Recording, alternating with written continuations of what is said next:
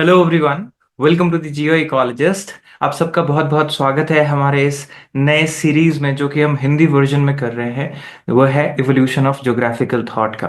तो आपने अगर इससे पहले की वीडियोस नहीं देखी तो आप प्लीज इस प्लेलिस्ट सेक्शन में चले जाइए और German school of geographical thought तक इससे पहले वीडियोस ऑलरेडी कवर्ड है। और सीक्वेंस में आज हम लोग इस वीडियो में पढ़ेंगे French school of geographical thought, जिसमें बहुत सारे फ्रांस के स्कॉलर्स का कॉन्ट्रीब्यूशन देखेंगे ज्योग्राफी के फील्ड में। और अगर आप यूपीएससी एस्पिरेंट हैं या यूजीसी नेट एस्पिरेंट हैं या असिस्टेंट प्रोफेसर एग्जामिनेशंस के लिए तैयारी कर रहे हैं तो हमारे वेबसाइट thegeoecologist.com पे जा सकते हैं। वहां पे आपको सारे के सारे पेड ऑनलाइन क्लासेस अवेलेबल है। आप वेबसाइट पे जाके डिटेल्स देख सकते हैं, लिंक मैं डिस्क्रिप्शन में भी दे दूंगा। और आइए अब सीखते हैं कंट्रीब्यूशन ऑफ फ्रेंच स्कॉलर्स या फ्रेंच जोग्राफर्स जो हम बोलते हैं, और कैसे उनका कंट्रीब्यूशन एक नया थॉट प्रोसेस को जन्म देता है जिसको हम बोलते हैं पॉसिबिलिज्म, और कैसे ये possibilism foundations of modern human geography बन के उभरता है आगे। तो इसको आखिरी तक जरूर देखिए और इन वीडियोस को ज्यादा से ज्यादा लोगों में शेयर जरूर करिए। तो आइए सीखते हैं फ्रेंच स्कूल के बारे में।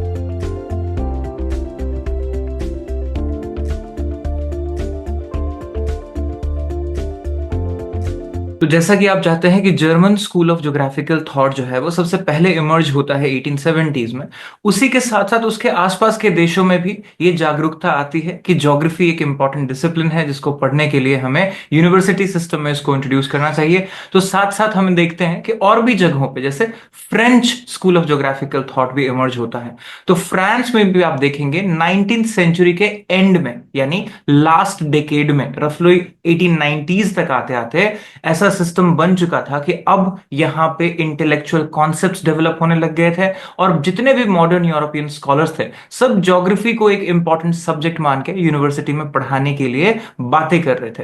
तो यहीं पे इवॉल्व होता है geography as a distinct subject in France as well.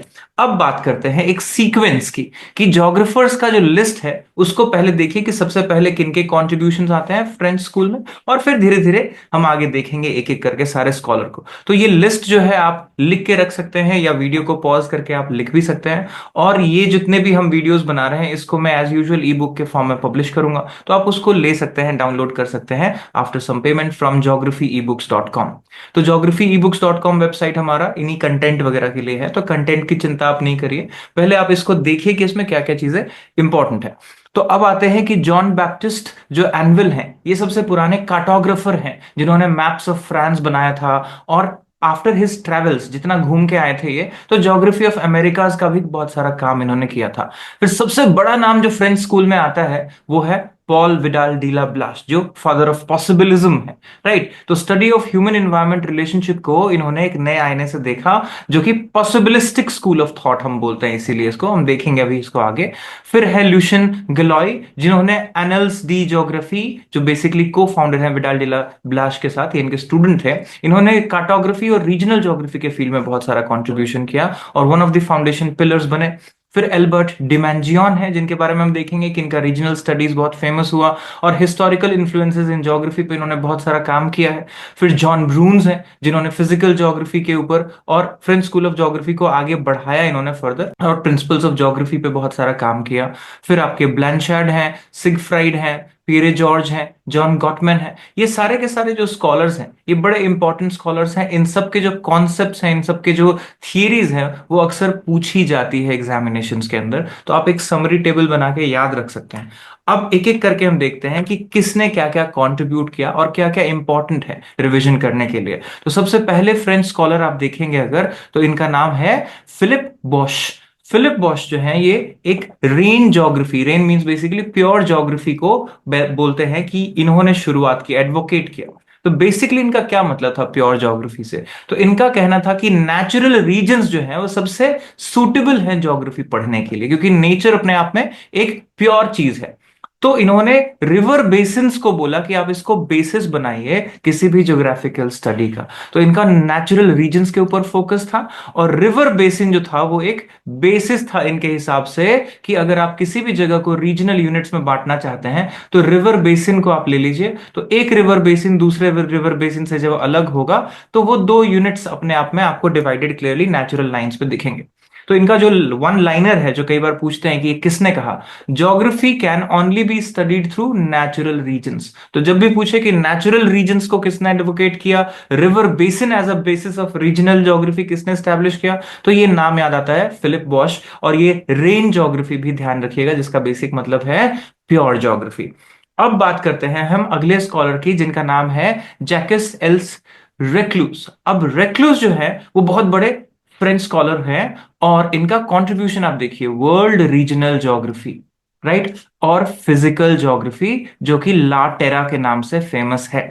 तो इन्होंने वर्ल्ड रीजनल ज्योग्राफी पे काम किया, फिजिकल ज्योग्राफी पे काम किया, रिवर्स, माउंटेन्स अक्रॉस कॉन्टिनेंट्स, और उनका इंपैक्ट ह्यूमन बींग्स पे किस तरीके से है, इस पे इनका फोकस था।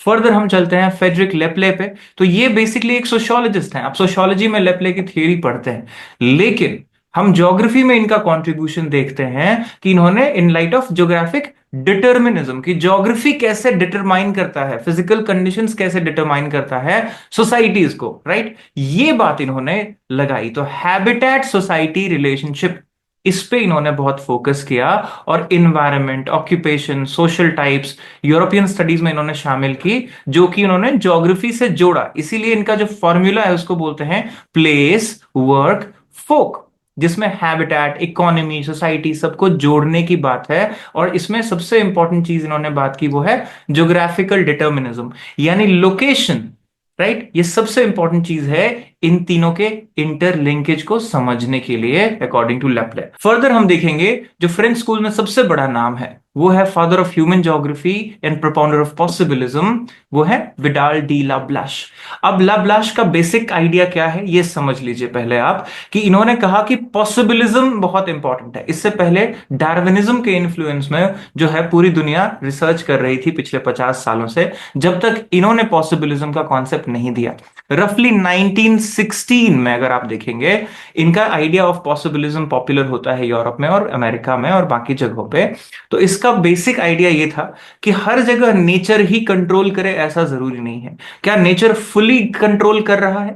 क्या ह्यूमंस के पास कोई पॉसिबिलिटी नहीं है टेक्नोलॉजी को यूज करके और अपने कल्चर्स को यूज करके कुछ डेवलप करने का? तो इन्होंने कहा कि ह्यूमंस जो है कई जगह पे आप देखेंगे डिफाई करता है नेचर को, कई जगह against the odds of nature, right, वो वहां पे भी चीजें करता है। आप देखेंगे हिमालय का ही एग्जाम्पल लीजिए, तो बहुत ऊंची ऊंची जगह पे जहां पे नॉर्मली लोग नहीं रह सकते, वहां भी लोगों ने घर बनाया, वहां भी थोड़े कल्चर्स डेवलप हो चुके हैं। लद्दाख जैसे जगहों पे भी लोग रहते हैं जो कि पूरा ड्राई डेजर्ट है। तो इसका मतलब एक पॉसिबिलिटी क्रिएट किया है इंसान ने। तो उन्होंने कहा कि ह्यूमन पॉसिबिलिटीज से ह्यूमन ज्योग्राफी बनेगा। तो यहीं से ये प्रिंसिपल आया पॉसिबिलिज्म का, राइट। और इसमें ये बात करते हैं regional geography of the world, geography of France और ज्योग्राफी ऑफ ईस्टर्न फ्रांस में, जब इन्होंने स्टडीज की ये बुक्स लिख के। तो इनका बेसिक आइडिया क्या था? Concept of page.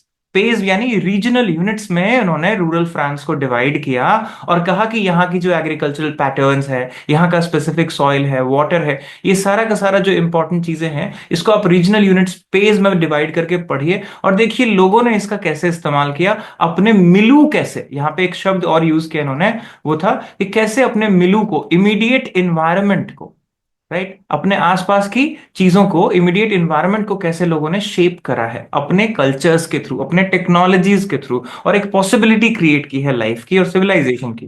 तो ईच पे में क्या है, एक यूनिक सेटलमेंट पैटर्न आपको देखने मिलेगा। कोई पैटर्न आपको प्रॉपर ऐसे दिखेगा जहां पे सड़कें इस तरह से है, कहीं पे हैप्पीजार्ड सेटलमेंट मिलेगा, कुछ घर यहाँ है, कुछ यहाँ है, कुछ यहाँ है। तो अलग अलग जो है कॉम्पैक्ट सेटलमेंट, स्कैटर्ड सेटलमेंट, ये डेवलप जो हुआ है उसमें पॉसिबिलिटी है, ह्यूमन बीइंग्स ने क्रिएट किया है उसको। और ये सारी बातें इन्होंने बताया कि ये स्पेसिफिक इंटरैक्शन को पढ़ने से समझ में आएगी। इसीलिए इन्होंने वापस कहा कि geography is the study of man environment relationship, जिसमें पेज जो है वो एक रीजनल पैटर्न जो है वो बहुत जरूरी होता है।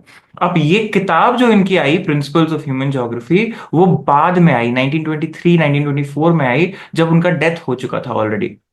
तो उनके ही स्टूडेंट जो कि एक्चुअल फिजिकल ज्योग्राफर हुए बाद में, डिमार्टन, लेकिन उन्होंने इसको पब्लिश कराया। तब से ये प्रिंसिपल्स ऑफ ह्यूमन ज्योग्राफी ने रिवोल्यूशनाइज कर दिया वर्ल्ड को। इससे पहले ज्यादातर थियरीज आप देखेंगे वो सारे के सारे फिजिकल इन्वायरमेंटल डिटर्मिनिस्टिक थियरीज थी। वो सारे के सारे स्कॉलर्स जो थे वो फिजिकल ज्योग्राफी पे ज्यादा फोकस कर रहे थे, ह्यूमन ज्योग्राफी पे कम फोकस था।